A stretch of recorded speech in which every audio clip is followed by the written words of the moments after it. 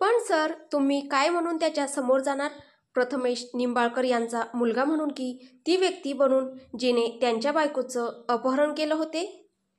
ते तर तेव्हा ठरेल जेव्हा त्यांना त्या चौथ्या व्यक्तीबद्दल समजेल.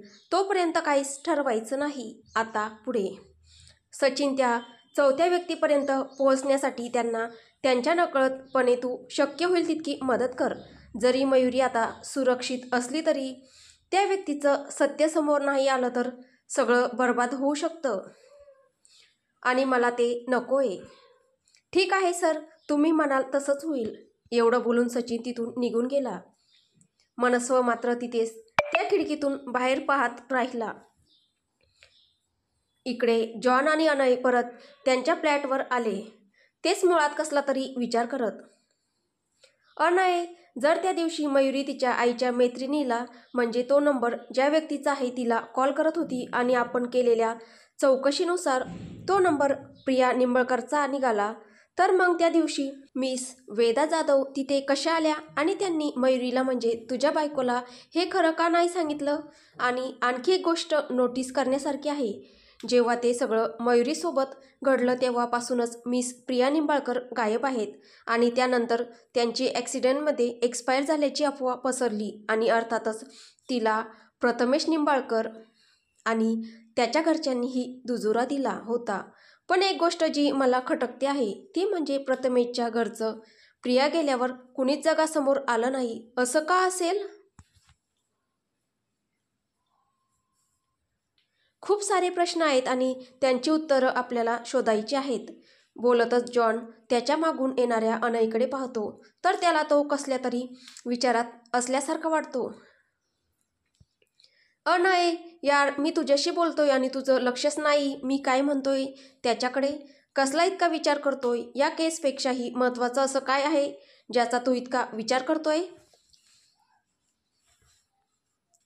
जॉन जरा चिडतच मोठ्याने बोलतो. त्याच्या आवाजाने अनयही त्याच्या विचारातून बाहेर येतो आणि जॉनचं शेवटचं वाक्य ऐकून तो जरासा चक्रावतो. महत्त्वाचं? या केसपेक्षाही केकपटीने महत्त्वाची एक अशी व्यक्ती आहे माझ्या आयुष्यात जॉन, आणि तिच्यासाठी मी ही केसच काय, माझं अगदी सर्वस्वच सोडून द्यायला तयार आहे. तुला मयुरीबद्दल बोलायचं आहे का? तसं जर असेल ना तर एक गोष्ट लक्षात घे. जोपर्यंत ही केस सॉल्व्ह होत नाही ना तोपर्यंत मयुरीला तू कितीही प्रयत्न केला तरी सुरक्षित नाही ठेवू शकत. तुला आठवतं, आता आपण नंबर चेक करायला गेलो तेव्हा मला बाहेर यायला जरा उशीर झाला. याचं कारण सांगतो. कारण मी त्यांना विचारलं होतं की आमच्याही आधी कुणी आलेलं का या नंबरची चौकशी करायला? अँड गेस वॉट, तुझा भाऊ आयुष हा 1 दिवसापूर्वीच या नंबरची इन्फॉर्मेशन घेऊन गेला होता. आता तू विचारशील त्याच्याकडे हा नंबर कसा आला, तर तो त्याला मयुरीनेच दिला असणार आहे. म्हणजे जेव्हा मयुरीला समजलं की त्या दिवशी ती वेदाला नाही तर प्रिया निंबाळकरला कॉल करत होती, त्याच दिवशी बरोबर एक अज्ञात व्यक्ती येऊन मयुरीला धमकावत स्वतःच्या सोबत घेऊन जाते. Do you think it's just an coincidence? No Anay, हा एक कॉन्सिडन्स नव्हता. तो ठरवून अंमलात आणलेला एक प्लॅन होता. आणि तूच म्हणालेलास ना की त्या दिवशी मयुरी तिच्या त्या आंटीला भेटायला चालली होती म्हणून. जॉन एकटक अनयच्या चेहऱ्याकडे पाहत बोलत होता. सोबतच तो अनयच्या चेहऱ्यावरचे झरझर बदलणारे भावही टिपत होता. जॉन बोलायचं थांबला तसं अनय त्याला काही विचारणारच की एक गार्ड त्यांच्याजवळ आला. डेव्हिल सर, त्या मॅमना जाग आली आहे, त्यांना तुम्हाला भेटायचंय. तो गार्ड एवढंच बोलला असेल की अनय धावत त्या रूमकडे गेला जिथे मयुरी होती. इस इश्क ने हमें बर्बाद कर दिया, वरना हम भी कभी आबाद थे. जॉन आत धावत जाणाऱ्या अनयकडे पाहत गालात हसत बोलतो, पण त्याच्या डोळ्याच्या कोण्यातून गळालेला अश्रू क्वचितच कुणाला दिसला असता.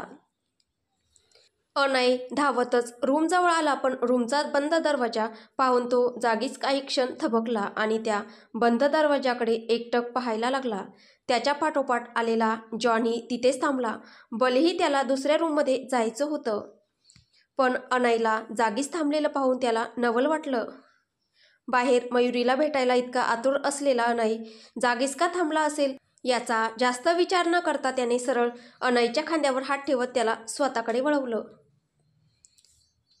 काय झालं अनय, तुला तिला भेटायचं आहे, मग इथे असा का थांबलास? जा ना आत. काही नाही रे, मी आत जाण्यासाठी म्हणून दरवाजा उघडणार तेव्हाच असं वाटलं की तिने परत कालसारखा तोच प्रश्न विचारला तर की मी तिचा कोण आणि आमचं नातं काय आहे. मला समजत नाहीये रे, काय उत्तर देऊ मी तिला? खोटं बोलू की सरळ जे खरं आहे ते सांगू? काय बोलू? अनय उदास झाला होता आणि जॉन तो दुसऱ्यांदा त्याला असं पाहत होता. खरं सांगू, तू सध्या लगेच तरी तिला काय सांगू नकोस, आणि या सगळ्या घटनांबद्दल तर अजिबातच नाही. कदाचित ती विसरून जाईल. जरा तिच्या कलानं घे, तिला किती आणि काय काय आठवतं हे पहा. तिला तुझ्याबद्दल काय वाटतं, तुझ्याबद्दलचं तिचं मत नक्की काय आहे हे पहा. पुसटशी कल्पना हे देऊन ठेव हवं तर तुमच्या नात्याबद्दल तिला. पण नातं काय आहे हे तिला तेव्हा सांग जेव्हा तुला वाटेल की आता ती तुझ्यावर पूर्ण विश्वास करते. अनय, नात्यामध्ये काही गोष्टी अशा असतात ज्यात घाई करून उपयोग नसतो, पण तसंच त्या गोष्टीसाठी जास्त उशीरही होऊ द्यायचा नसतो. तुला आताही तिला सत्य सांगायची घाई तर करायची नाहीच आहे, पण सोबतच तुला याचीही काळजीही घ्यायची आहे की तुझ्याकडून इतकाही उशीर नको व्हायला की जेव्हा तू तिला सत्य सांगेल तेव्हा तिला ते नको पटायला. कधी काळी मीही असाच उशीर केला होता आणि अजून पस्तावतो आहे, तेव्हा काळजी घे. एवढेच बोलून जॉन तिथे एक क्षणही न थांबता तिथून निघून गेला होता. पण अनयच्या नजरेसमोरून झरझर त्याच्या 4 वर्षापूर्वीच्या भूतकाळातील काही आठवणी येऊन गेल्या आणि त्याच्या ओठांवर एकच नाव आलं, कृष्णा. अनय परत फिरून जॉनच्या रूममध्ये गेला. त्या रूमचा दरवाजा उघडणारच की त्याच्या कानावर गाण्याचे काही बोल पडले जे जॉनच्याच रूममधून येत होते. नात्यास नाव आपुल्या देऊ नकोस काही, साऱ्या चांदण्यांची जगताच जाण नाही. नात्यास नाव आपुल्या देऊ नकोस काही, साऱ्या चांदण्यांची जगताच जाण नाही.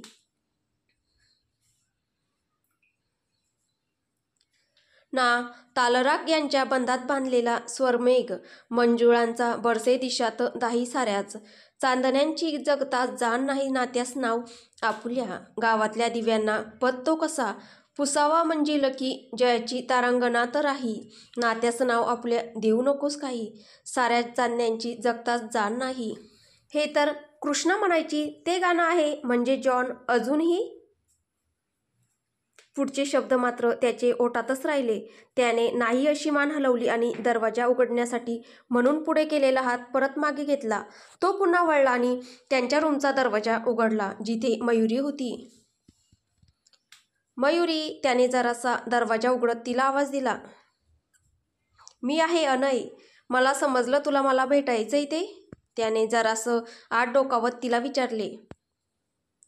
हो, मला भेटायचं होतं तुम्हाला, या ना आत या प्लीज.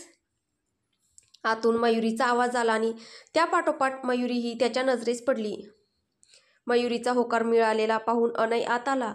मयुरी तिथेच बेडवर एका साईडला बसलेली होती. अनयही तिच्या समोर असलेल्या चेअरवर बसला. आता तुझी तब्येत कशी आहे आणि डोक्याची जखम, तिचा जास्त त्रास तर होत नाहीये ना? दुखत तर नाहीये ना ती? जास्त त्रास असेल तर बेझिझक सांग, आपण लगेच डॉक्टरांना बोलावून घेऊया. अनय मयुरीच्या नजरेला नजर न देता तिच्या डोक्याच्या जखमेकडे पाहत बोलत होता. तुम्हाला हे नाही जाणून घ्यायचं की मला काय आणि किती आठवतंय? मयुरी त्याचं असं नजर चोरून बोलणं पाहून त्याला सरळ सरळ विचारते. तिला वाटतं कदाचित त्याची द्विधा मनस्थिती असेल की लगेच सरळ सरळ विचारू का नको विचारू यात. शिवाय अनयच्या चेहऱ्यावरची उत्सुकता ही लपत नव्हती जी मयुरीने बरोबर हेरली आणि म्हणूनच तिनेच त्याला विचारलं. जाणून तर घ्यायचंय, पण तेव्हाच जेव्हा तू पूर्ण बरी असशील आणि तुझी इच्छा असेल तरच तू सांग, नाहीतर काही हरकत नाही.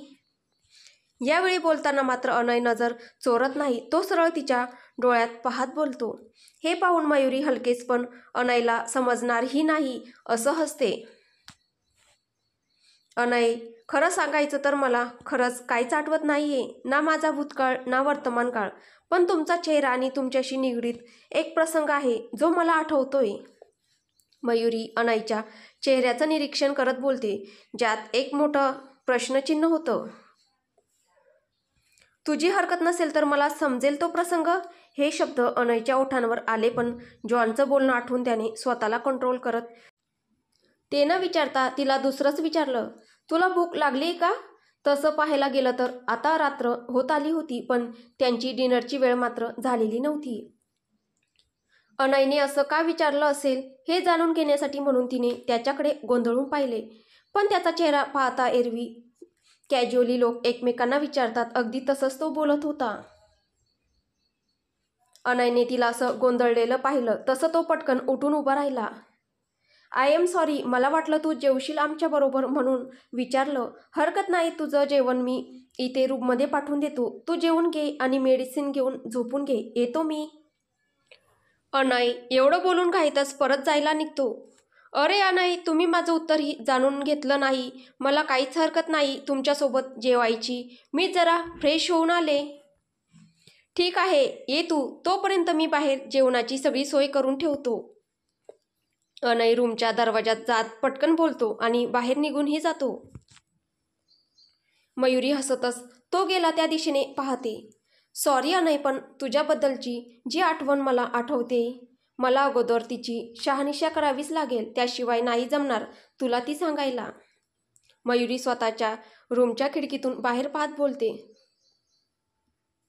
तर इकडे हॉलमध्ये जेवणाची व्यवस्था करणारा अनय समोर उभ्या असलेल्या आयुषचे डोळे आपोआपच मोठे झाले.